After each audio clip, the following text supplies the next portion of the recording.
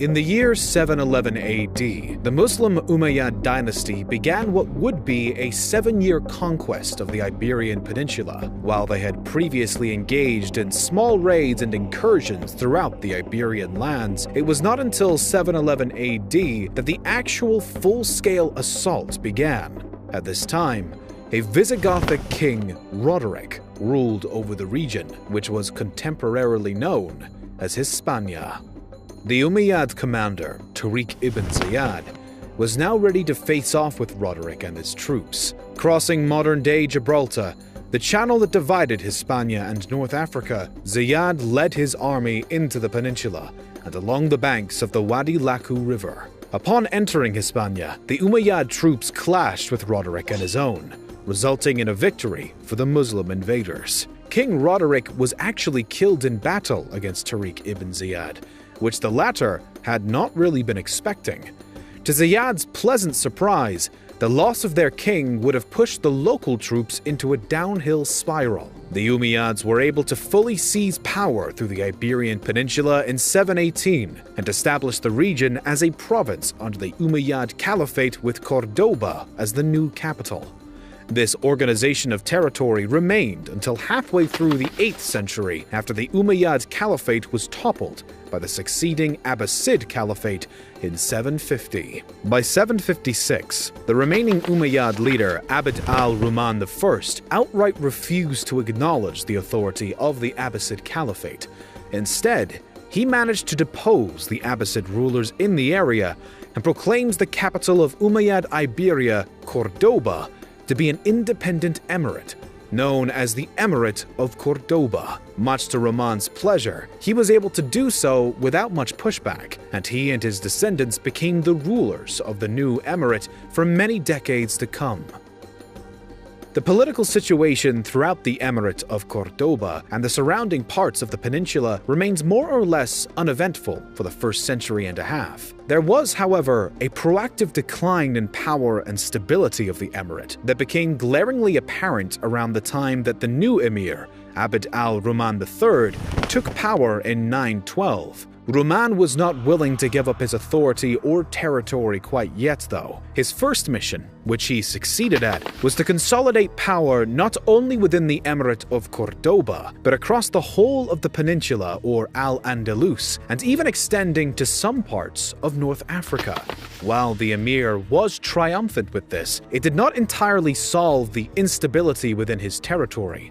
Riots and discord remained to a high degree, and there was outside pressure from the nearby Abbasid Caliphate in Baghdad and Fatimid Caliphate in Tunis, which made Rahman realize that more must be done to solve the problem. Hoping to be able to directly combat both internal and external threats at the same time, the Emir of Cordoba opted to give himself a promotion of sorts. In 929, proclaims the Emirate of Cordoba to now be the Caliphate of Cordoba, with him as the Caliph. It's important to recognize that this decision was more than just a mild political move. The Caliph of the Muslim world was supposed to be the entirety of the Muslim community. This meant that for anyone to deem themselves Caliph, they were taking on an enormous political and religious title and responsibility. Furthermore, there was not supposed to be more than one Caliph.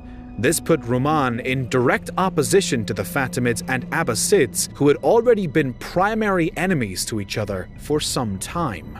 The claim to the title was only partially beneficial as well. While the Muslims of Al-Andalus recognized his authority and right to the caliphate, seeing themselves as being closer to Muhammad than the alternative caliphates, other Muslims outside of the reach that the Caliphate of Cordoba had gained were not so pleased. Nonetheless, due to the new local unity and acknowledgement of Rahman's declaration, turning the emirate into a caliphate, Rahman and his people found great prosperity. The caliph furthermore increased diplomacy between his caliphate and the North African Berber tribes, alongside the Christian rulers throughout Europe, including building a relationship with Constantinople. Riding his wave of success and continuing his momentum, the Caliph was also able to drastically improve the economy within the Iberian Peninsula. The Caliphate was now almost running completely on its own.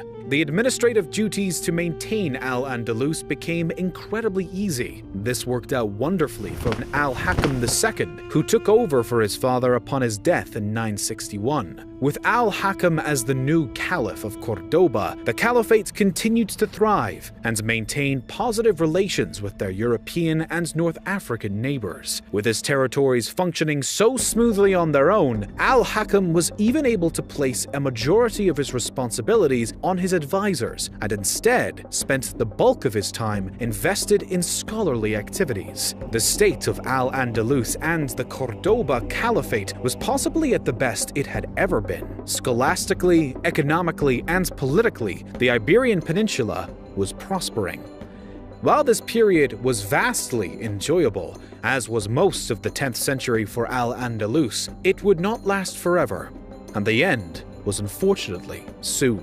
Before Al-Hakam died in 976, he had chosen his young son to become his successor. The issue with this decision, though, was the minor age of Al-Hakam's son. The unprepared 10-year-old was not equipped in any form to take over the caliphate, but it had still been decided by the previous caliph nonetheless, and his top advisor Almanzor had pledged loyalty to young Hisham II already.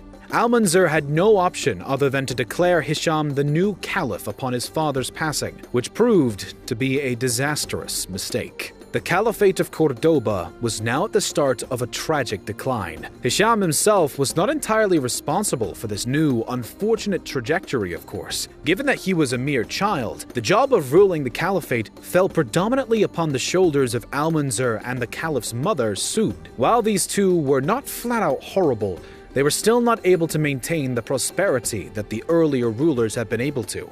Focused mostly on preventing and removing any signs of opposition to the young caliph, Sub and Almanzor suddenly began letting Berbers immigrate into Al-Andalus from North Africa in hopes of increasing their own level of support within the peninsula. While this may have worked to an extent, it was not as successful a solution as they had hoped it would be. The authority that the caliph held began to diminish at a startling pace. Local revolts and foreign threats became more and more abundant. When a coup d'etat erupted in 1009 and resulted in the assassination of Almanzor's son, Abd al-Rahman Sanchuelo, the pace of Cordoba's decline greatly increased.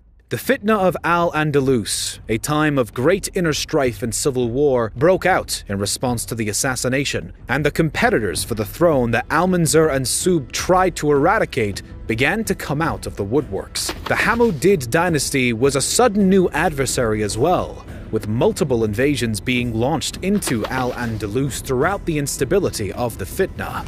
Now under the weak rule of Hashim III, the Caliphate of Cordoba was crumbling. The once powerful and united entity was breaking apart into more and more factions, and a total collapse was inevitable. Hashim knew that it was too late to turn back the clock, and in 1031, the entire Caliphate split up into a group of taifas or smaller, independent structures all across the Iberian Peninsula. Now, all that really remained of the Caliphate of Cordoba, once the Emirate of Cordoba, was the little Taifa of Cordoba.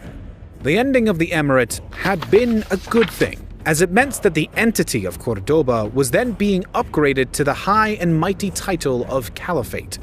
But the downfall of the Caliphate itself was an entirely different story. Cordoba and all of Al-Andalus had their competition and adversaries from the start, and although a series of remarkable caliphs were able to not only maintain but grow their young caliphate, the existence of it was bound to succumb to the outward and inward pressure eventually.